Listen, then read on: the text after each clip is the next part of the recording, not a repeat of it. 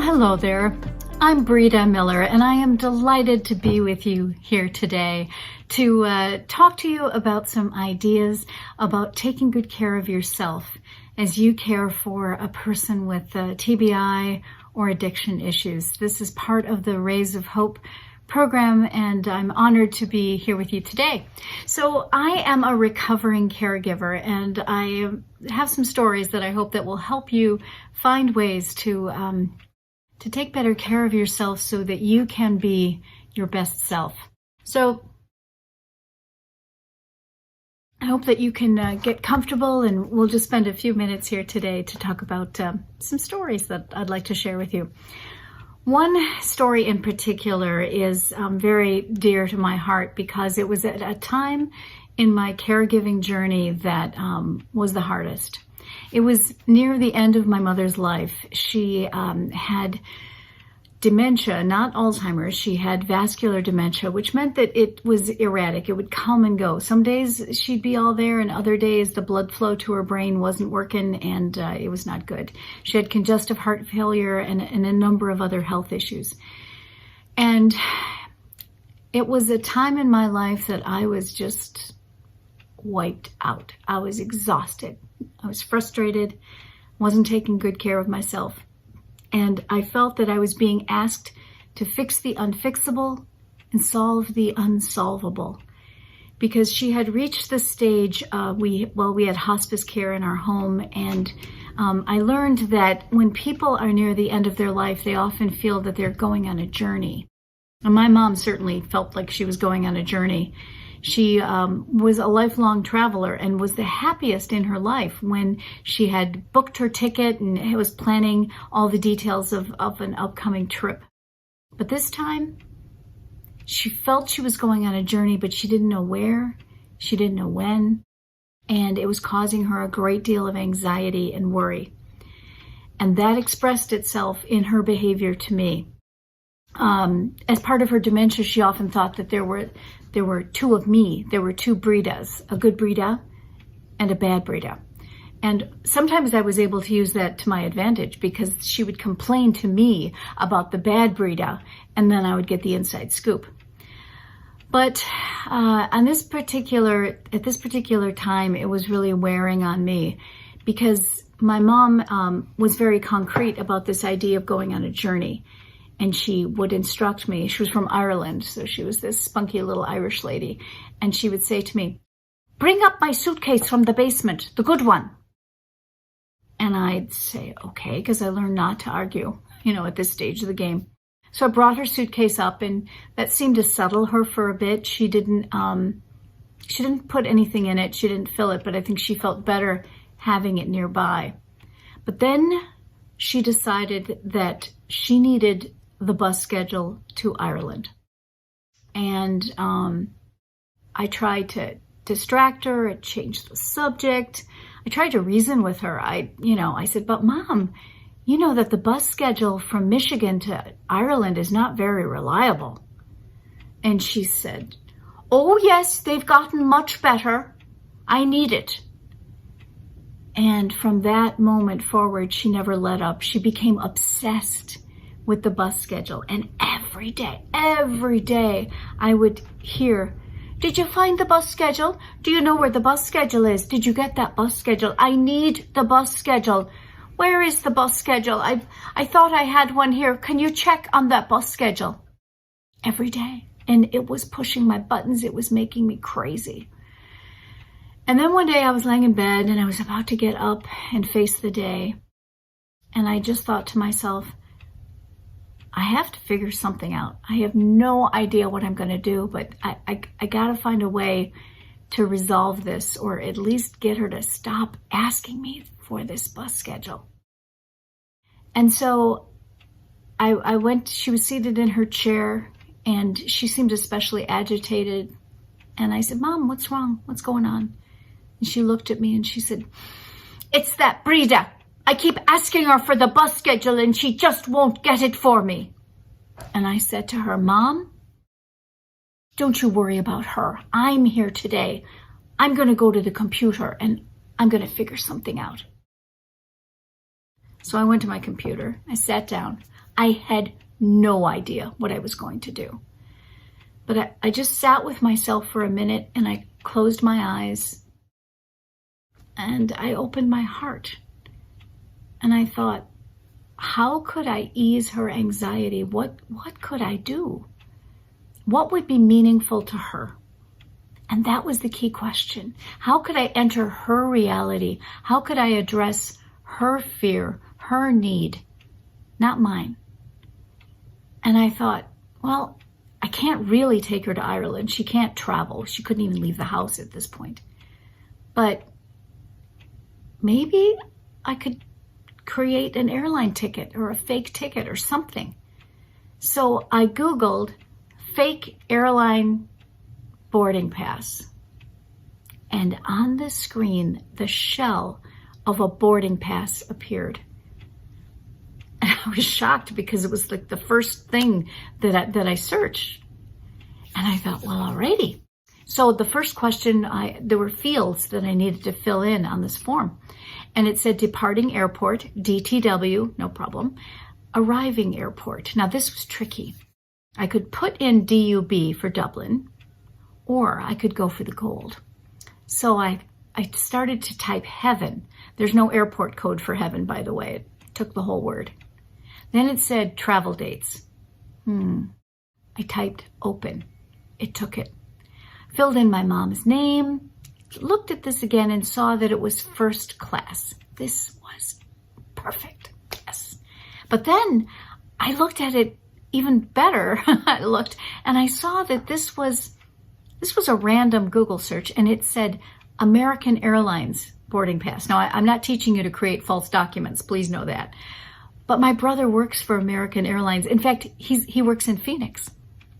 And my mom was very proud of the fact that her son works for American Airlines. And this just could not have been any better. So I found some cardstock in my desk. I slipped it into the printer. I hit print, and boom, out it came. I cut it to size, put it in an envelope, wrote my mom's name along the side, walked over to her chair and handed it to her. And I said, Mom, you're all set. You're good to go. You don't have to worry about it anymore. And she looked at me, and you can tell when folks have a moment of clarity, and she was there, she was present.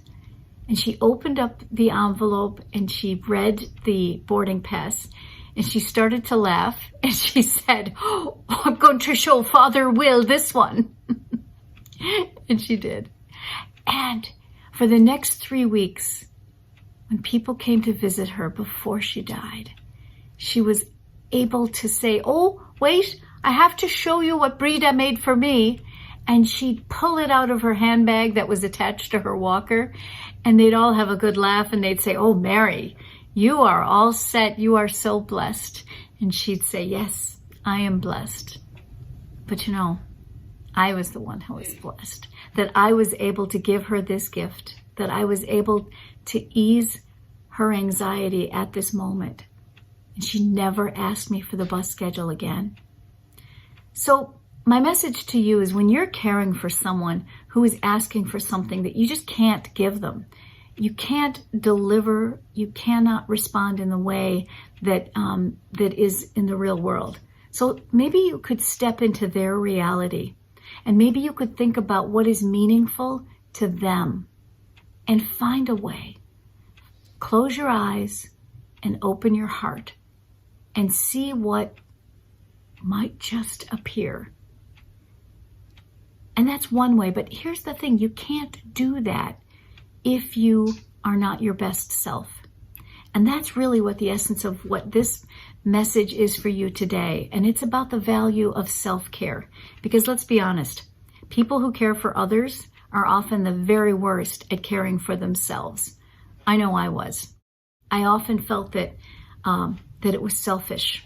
How dare I, go think about going to a movie, or going out for coffee with friends, or to go for a walk for an hour, or to take a long, luxurious bubble bath with music and bubbles rather than just a quick in and out of the shower just the bare essentials so that I could get back to the business of taking care of my person.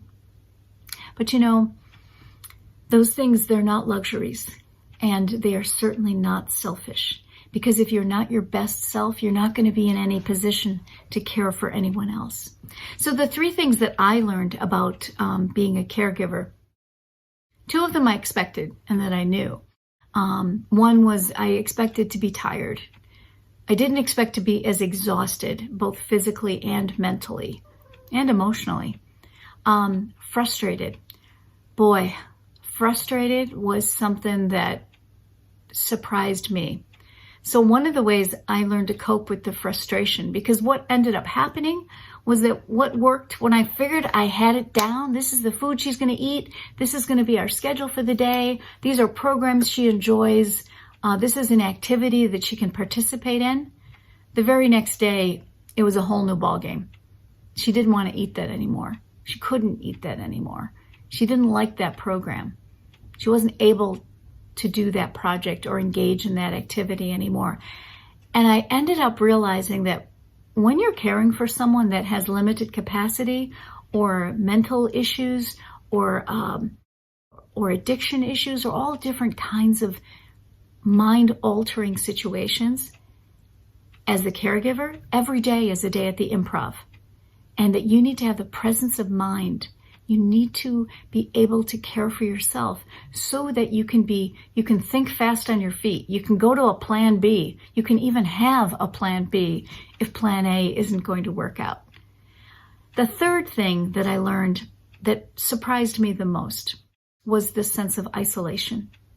How friends didn't come over. How people didn't know how to deal with my mom. They felt bad, they felt awkward, and so they just kind of drifted away. And I drifted away because it was so much work to find someone to stay with my mom so that I could go out.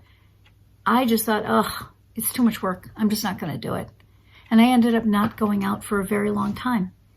Now, in this situation we're in right now with the coronavirus, the one thing that caregivers look forward to and really need is respite care, is respite time when you can go leave the person who's in your care and do something just for you. Maybe it's just going to the library.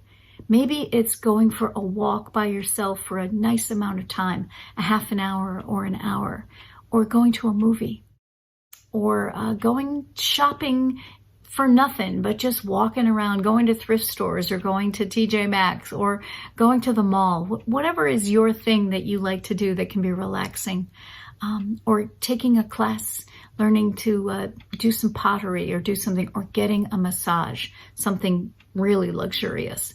We can't do that right now. And it makes it even harder. So I share with people who are not caregivers, who are not in this situation, to not only have a good thought and a kind word, but to pick up the phone or to send a care package or to do something so that those of us who are responsible not only for our own safety and our own health, but we are the lifeline for someone else. And it's so important.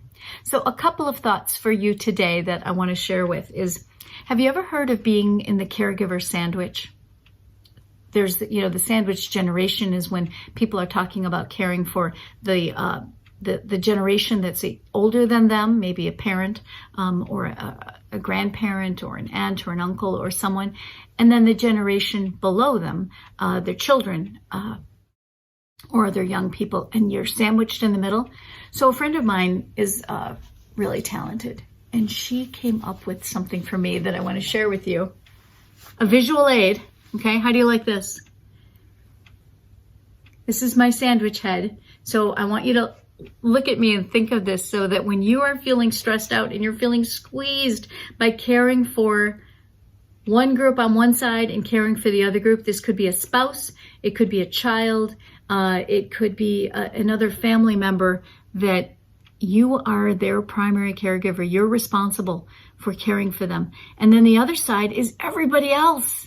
Or maybe your job, or maybe a really demanding pet, I don't know.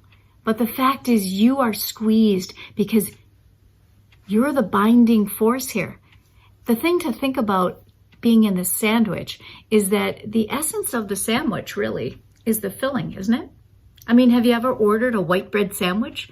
Or, I'd like to have a sourdough sandwich, please. Or, could I have a whole wheat sandwich? No, that's not what you ask for. You might ask for a BLT, or a grilled cheese, or a Reuben, or a peanut butter and jelly. The fact is, without the filling, all you have is toast. You are the essence. You're the glue that keeps it all together. And if you don't take care of that filling, it's not going to be good. So it's really important that you honor that. And don't mind if you have sandwich hair. But think about that when you are feeling, oh, I'm in the sandwich now. What am I going to do? How am I going to care for myself? Because it is very, very important. So here's another little thing for you. It's a mind game. Now, there are bad mind games that people play that can be manipulative and are unhelpful. This is not one of those. This is a personal, private mind game that I want to suggest to you that I have shared with hundreds of people, maybe thousands, and they love it. I call it mental bingo. And mental bingo is a way for you to cope with behavior that you cannot change. So if you are caring for someone and they have things that they say, things that they do, things that they refuse to do, that push your buttons and they just get under your skin, they make you crazy, you know they're going to say it, and every time they say it, it sets you off and it makes you tense. So here's what I want to suggest. Create a mental bingo card. Now, it's important that it's mental. Do not write this down. I don't want anyone to be subpoenaed or there to be evidence or anything. So across this bingo card in your brain, I want you to take away the letters B-I-N-G-O and fill in at least 5. You might have more. Behaviors or things they do. Refusing to take a bath. Or they always ask about when is the news on. Or they do different, they talk about a certain person. There's so much material there. There's so much to choose from. You may need more than 5 categories, but I don't want to add to your load, to your burden. Then, whenever this person does that thing or says that thing or refuses to take a bath or whatever it is that they do, you get to put a little mental check mark in the box. And once they've done it 5 times, you get to say, bingo. I know. It sounds like nothing. It is surprisingly satisfying. I gave this program, a presentation on preventing burnout to a group at the University of Michigan. And these were administrative professionals, and we did it. It was a breakfast program in the morning. And I shared this idea of mental bingo as a coping mechanism because the teams they worked on were really demanding. Some of the supervisors or the directors were just obnoxious, and these folks were really stressed. And by 11 o'clock that morning, I received 4 emails from different participants who said, Breeda, it's only 11 o'clock and I've said bingo 5 times. They loved it. The thing is that it's just a coping mechanism. It's a tool in your toolbox. When you can't change the person, you cannot change their behavior, you can't fix it. But maybe you can adapt and find a way that you can cope with it, that can make it just a tiny bit better, a tiny bit more manageable. So that's one suggestion for you. So here's another one. I've stayed in hotels and I've noticed, you know how they have the do not disturb door hanger in most hotels? And I thought, that works. Why can't we have that at home? Because I remember going to take a nap or read a book and going to the bedroom, closing the door, and it never failed. Someone would knock on the door and say, "Are you sleeping?" Well, I was until you knocked on the door. Thank you very much. So what if we had do not disturb signs for home? And we could share with our family, because here's the point here. It's all about communication. that maybe if I had been smart enough and told my family, okay, I'm going to take a nap for 30 minutes, or I just need some quiet time. I'm going to read a book. I'm going to take a bath. I'm just going to lay here by myself, whatever it might be. But many times we don't do that. We just go in and close the door, and then when we get interrupted, we're just irritated. So here's a little craft project. You can make this as Pinterest quality as you like, or a piece of cardboard will be fine. I give these out at my programs, and it is a door hanger, and it's about 8 inches by 3.5 inches. There's a hole cut out right here for the doorknob, and then a little slit at the top. So make it out of some cardstock so it's not too flimsy. And you can get really creative. You can get the markers out, and I have written here, right here, go away. Now the rule is, you may not know this, you can write rude things as long as you use fancy script or pretty colors. Just saying. So you can just have go away. It could be red. It could be just, if you have young children who can't read, just when mommy has the blue door sign on, mommy needs some quiet time. It's mommy's nap time. Maybe that's it. Anyway, here's what it says on my card. It says, go away. I'm taking a break before I break. I have been granted permission to rest so that I will be my best self. Please find a safe way to amuse yourself until I am available. Thank you. So here's a little project that you can do and see how it works. There's no guarantees. Your family may or may not cooperate, but it might be a good effort and just an idea to give you a little bit of pause, that this is your permission to take a nap. I said so. Okay. So that's that. That's an interesting idea. Another thing that a mindset piece that I want to share with you is my Mascot. This is the mascot for all caregivers, and I'm going to introduce you to him right now. He's entering the room. This is Gumby. Gumby says hello. Hi. Blessed are the flexible, for they shall not get bent out of shape. Right? As a caregiver, there is no greater skill, I think, than being flexible.